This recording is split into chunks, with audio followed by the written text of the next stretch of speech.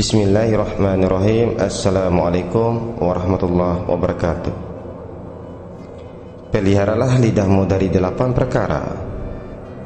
Adapun lidah, maka dia diciptakan agar dengannya engkau bisa banyak berzikir kepada Allah Subhanahu wa ta'ala, membaca kitab sucinya, memberi petunjuk kepada makhluk Allah lainnya, serta mengungkapkan kebutuhan agama dan duniamu yang tersimpan dalam hati. Apabila engkau mempergunakannya bukan pada tujuan yang telah digariskan, berarti engkau telah kufur terhadap nikmat Allah Subhanahu wa ta'ala. Lidah merupakan anggota badanmu yang paling dominan. Tidaklah manusia diceburkan ke dalam api neraka melainkan sebagai akibat dari apa yang dilakukan oleh lidah. Maka peliharalah ia dengan semua kekuatan yang kau miliki agar dia tidak menjerumuskanmu ke dalam dasar neraka. Maka peliharalah lidahmu dari 8 perkara. Yang pertama, berdusta. Jagalah lidahmu agar jangan sampai berdusta, baik dalam keadaan yang serius maupun bercanda. Jangan kau biasakan dirimu berdusta dalam canda, karena hal itu akan mendorongmu untuk berdusta dalam hal yang bersifat serius. Berdusta termasuk induk dosa-dosa besar. Kemudian, jika engkau dikenal mempunyai sifat seperti itu, pendusta, maka orang tak akan percaya pada perkataanmu, dan untuk selanjutnya engkau akan hina dan dipandang sebelah mata. Apabila engkau ingin mengetahui busuknya perkataan dusta yang ada pada dirimu, maka lihatlah perkataan dusta yang dilakukan orang lain, serta bagaimana engkau membenci, meremehkan, dan tidak menyukainya. Lakukan hal semacam itu pada semua aib dirimu. Sesungguhnya engkau tidak mengetahui aibmu lewat dirimu sendiri, tapi lewat orang lain. Apa yang kau benci dari orang lain, pasti juga orang lain membencinya darimu. Oleh karenanya, jangan kau biarkan hal itu ada pada dirimu. Yang kedua, menyalahi janji. Engkau tak boleh menjanjikan sesuatu tapi kemudian tidak menepatinya. Hendaknya engkau berbuat baik kepada manusia dalam bentuk tingkah laku, bukan dalam bentuk perkataan. Jika engkau terpaksa harus berjanji, jangan sampai kau ingkari janji tersebut, kecuali jika engkau betul-betul tak berdaya atau ada halangan darurat. Sebab menyalahi janji merupakan salah satu dari tanda-tanda nifak dan buruknya akhlak. Nabi Muhammad SAW bersabda, ada 3 hal yang jika ada di antara kalian yang jatuh ke dalamnya, maka dia termasuk munafik walaupun dia berpuasa dan sholat, yaitu jika berbicara dia berdusta, jika berjanji dia mengingkari, dan jika diberi amanat ia berkhianat. Yang ketiga, ghibah atau mengunjing. Peliharalah lidahmu dari mengunjing orang. Dalam Islam, orang yang melakukan perbuatan tersebut lebih hebat daripada 30 orang pezina. Begitulah yang terdapat dalam riwayat. Makna ghibah adalah membicarakan seseorang dengan sesuatu yang dia benci jika dia mendengarnya.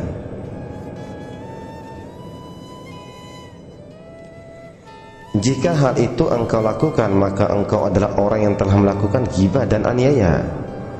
Walaupun engkau berkata benar, hindarilah untuk mengunjing secara halus, yaitu misalnya engkau nyatakan maksudmu secara tidak langsung dengan berkata, semoga Allah memperbaiki orang itu, sungguh tindakannya sangat buruk padaku. Kita meminta kepada Allah agar Dia memperbaiki kita dan dia. Di sini terkumpul 2 hal yang buruk, yaitu ghibah, karena dari pernyataannya kita bisa memahami hal itu dan merasa bahwa diri sendiri bersih, tidak bersalah. Tapi jika engkau benar-benar bermaksud mendoakannya, maka berdoalah secara rahasia jika engkau merasa berduka dengan perbuatannya. Dengan demikian, jelaslah bahwa engkau tak ingin membuka rahasia dan aibnya. Kalau engkau menampakkan dukamu karena aibnya, berarti engkau sedang membuka aibnya. Cukuplah firman Allah Subhanahu wa ta'ala ini menghalangimu dari ghibah. Jangan sebagian kalian menguji sebagian yang lain. Apakah salah seorang di antara kalian senang memakan daging saudaranya yang sudah mati? Pasti kalian tidak menyukainya. Quran Surat Al-Hujurat ayat 12. Allah mengibaratkanmu dengan pemakan bangkai manusia. Oleh karena itu, alangkah baiknya jika engkau menghindari perbuatan tersebut. Jika engkau mau merenung, engkau tak akan mengunjing sesama muslim. Lihatlah pada dirimu, apakah dirimu itu mempunyai aib, baik yang tampak secara lahiriah maupun yang tersembunyi. Apakah engkau sudah meninggalkan maksiat, baik secara rahasia maupun terang-terangan? Jika engkau menyadari hal itu, ketahuilah bahwa ketidakberdayaan seseorang untuk menghindari apa yang kau nisbatkan padanya sama seperti ketidakberdayaanmu. Sebagaimana engkau tidak suka jika kejelekanmu disebutkan, dia juga demikian. Apabila engkau mau menutupi aibnya, niscaya Allah akan menutupi aibmu. Tapi apabila engkau membuka aibnya, Allah akan jadikan lidah-lidah yang tajam mencabik-cabik kehormatanmu di dunia. Lalu Allah akan membuka aibmu di akhirat di hadapan para makhluknya pada hari kiamat. Apabila engkau melihat lahir dan batinmu lalu engkau tidak menemukan aib dan kekurangan, baik dari aspek agama maupun dunia, maka ketahuilah bahwa ketidaktahuanmu terhadap aibmu itu merupakan kedunguan yang sangat buruk. Tak ada aib yang lebih hebat daripada kedunguan tersebut. Sebab jika Allah menginginkan kebaikan bagimu, niscaya Dia akan memperlihatkan aib-aibmu. Tapi apabila engkau melihat dirimu dengan pandangan ridho, hal itu merupakan puncak kebodohan. Selanjutnya, jika sangkaanmu memang benar, bersyukurlah pada Allah Subhanahu wa ta'ala. Jangan malah engkau rusak dengan mencela dan menghancurkan kehormatan mereka, sebab hal itu merupakan aib yang paling besar. Yang keempat, mendebat orang. Karena dengan mendebat kita telah menyakiti, menganggap bodoh dan mencela orang yang kita debat. Selain itu, kita menjadi berbangga diri serta merasa lebih pandai dan berilmu. Dia juga menghancurkan kehidupan. Manakala engkau mendebat orang bodoh, dia akan menyakitimu. Sedangkan manakala engkau mendebat orang pandai, dia akan membenci dan dengki padamu. Nabi SAW bersabda, siapa yang meninggalkan perdebatan sedang dia dalam keadaan salah, maka Allah akan membangun untuknya sebuah rumah di tepi surga. Dan siapa yang meninggalkan perdebatan padahal dia dalam posisi yang benar, Allah akan membangun untuknya sebuah rumah di surga yang paling tinggi. Jangan sampai engkau tertipu oleh setan yang berkata padamu, tampakkan yang benar, jangan bersikap lemah. Sebab setan selalu akan menjerumuskan orang dungu kepada keburukan dalam bentuk kebaikan. Jangan sampai engkau menjadi bahan tertawa setan sehingga dia mengejekmu. Menampakkan kebenaran kepada mereka yang mau menerimanya adalah suatu kebaikan, tetapi hal itu harus dilakukan dengan cara memberikan nasihat secara rahasia, bukan dengan cara mendebat. Sebuah nasihat memiliki karakter dari bentuk tersendiri harus dilakukan dengan cara yang baik.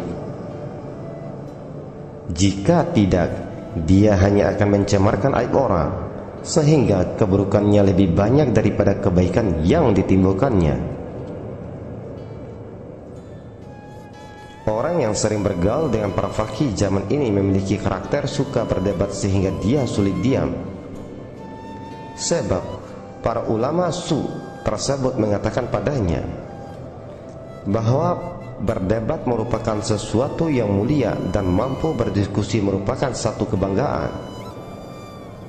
Oleh karena itu, hindarilah mereka sebagaimana engkau menghindar dari singa. Ketahuilah, perdebatan merupakan sebab datangnya murka Allah dan murka makhluknya. Yang kelima, mengklaim diri bersih dari dosa.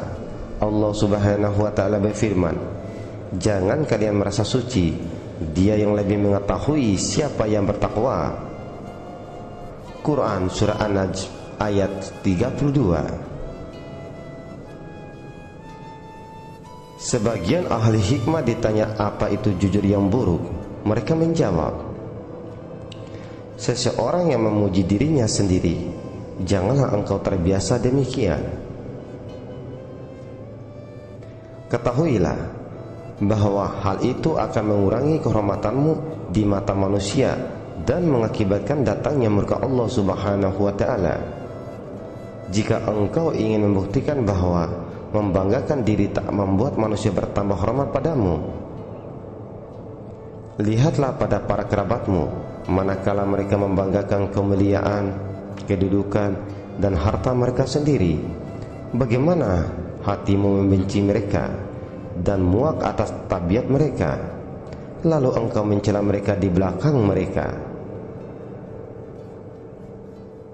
Jadi sadarlah bahwa mereka juga bersikap demikian ketika engkau mulai membanggakan diri. Di dalam hatinya mereka mencelamu, dan hal itu akan mereka ungkapkan ketika mereka tidak berada di hadapanmu. Yang keenam, mencela. Jangan sampai engkau mencela ciptaan Allah Subhanahu wa ta'ala, baik itu hewan, makanan, ataupun manusia. Janganlah engkau dengan mudah memastikan seseorang yang menghadap kiblat sebagai kafir atau munafik, karena yang mengetahui semua rahasia hanyalah Allah Subhanahu wa ta'ala. Oleh karena itu, jangan mencampuri urusan antara hamba dan Allah Subhanahu wa ta'ala. Ketahuilah bahwa pada hari kiamat engkau tak akan ditanya, mengapa engkau tidak mencela si fulan, mengapa engkau mendiamkannya. Bahkan walaupun engkau tidak mencela iblis sepanjang hidupmu dan engkau melupakannya, engkau tetap tak akan ditanya tentang hal itu serta tak akan dituntut karenanya pada hari kiamat.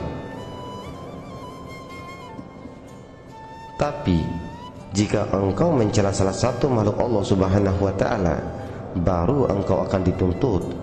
Jangan engkau mencerca sesuatu pun dari makhluk Allah Subhanahu wa ta'ala.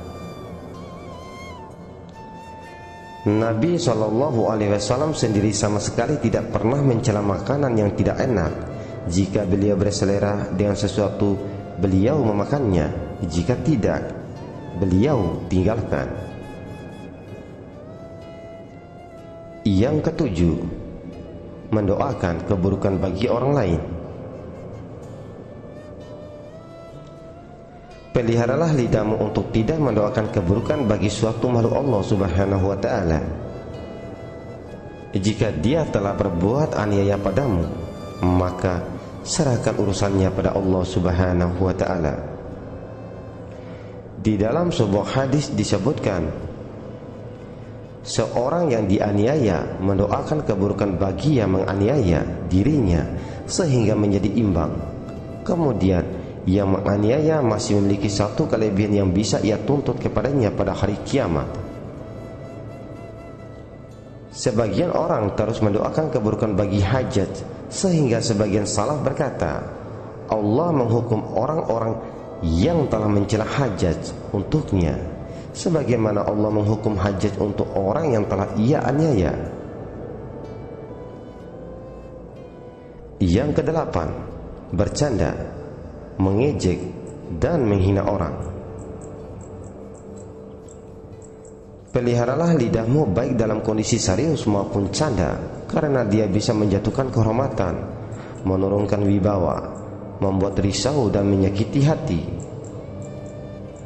Dia juga merupakan pangkal timbulnya murka dan marah serta dapat menanamkan benih-benih kedengkian di dalam hati.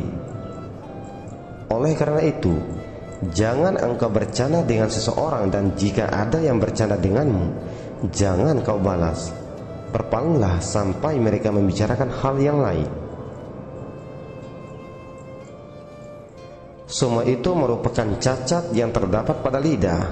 Yang perlu kau lakukan adalah mengasingkan diri atau senantiasa diam kecuali dalam keadaan darurat.